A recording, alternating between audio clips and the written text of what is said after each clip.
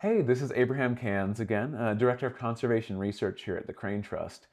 I just wanted to start updating everyone again about our tracked cranes, our Sandhill cranes, give you an idea of where they're at now. Also give you an update on our tracking project and how it's going so far this spring. So let's dive on in real quick.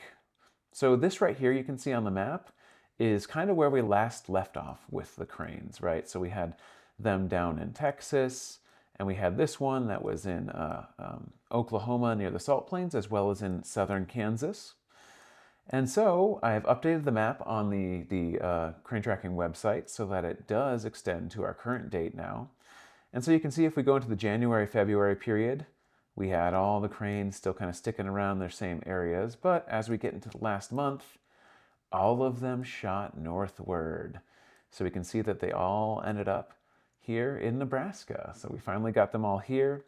Some interesting things to note, though, about the cranes and our tracked cranes is that this red one, so the one that went all the way to Siberia, if you remember our previous discussions of this one, it kind of rode the Rocky Mountains down, so it went through the western side of Nebraska, kind of that panhandle. And now we see that it's actually made its way back there on its northern migration. So it actually spent some time over by North Platte before going even further west to the very edge of the state. So that individual, interestingly enough, has not come back through really the central part of Nebraska. Instead is opting to be sort of in that western area. And that's not too uncommon. I mean, we have seen some cranes sort of change where in this central corridor they are kind of migrating through. Especially some of the lesser Sandhill cranes have been utilizing that western area more and more often.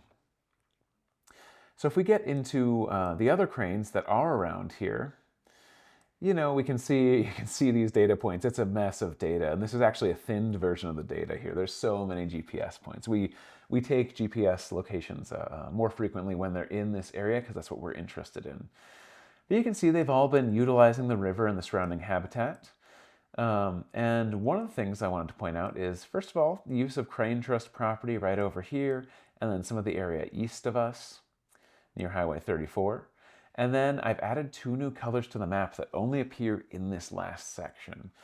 So here we have orange is what I've assigned this individual that was caught earlier this month.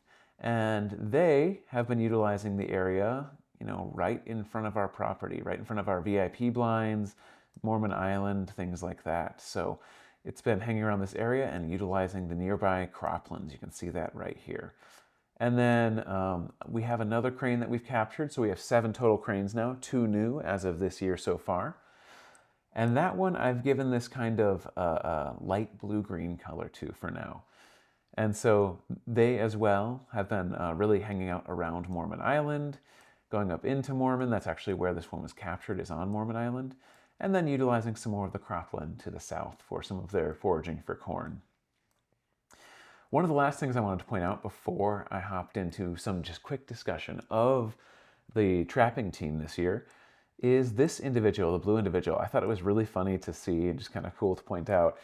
So generally we see, you know, the Sandhill cranes avoid the cities. They don't like human infrastructure that much. You know, it can be dangerous to them. It's noisy, things like that.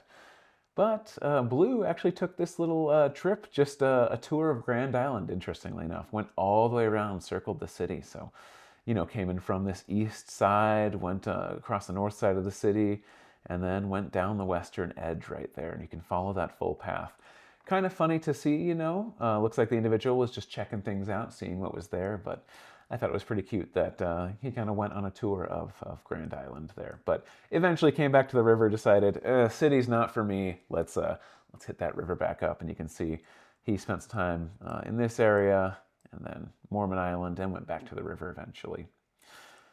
So, you know, we've got all our cranes here now, and we're just waiting to see when they're going to continue their migration. You know, they'll spend a couple weeks here likely, kind of building up their reserves, feeding on corn, feeding on invertebrates, and utilizing the habitat and the foraging potential we have here. So during that time, we do have, you know, our Sandhill Crane Tracking team out currently.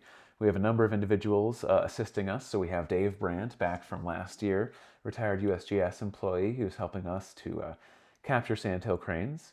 He's kind of an expert in the field of crane capture and crane tracking. And then we have International Crane Foundation employees also joining us in the field this spring. So we're hoping that with some nice weather coming in this week, we may get some cranes more in the field. The past couple days have been pretty windy and cold. We've had trouble, getting the cranes out where we want them, or even having them leave the river, to be honest. And so next couple days, I'm hoping we have some more good news to report for you. But we'll see. No, I don't want to put too much pressure on the crane trapping team. So yeah, they're out right now doing that trapping, and we'll bring you more updates as the month progresses. Thank you everyone for joining us today, and I look forward to updating you some more in the near future.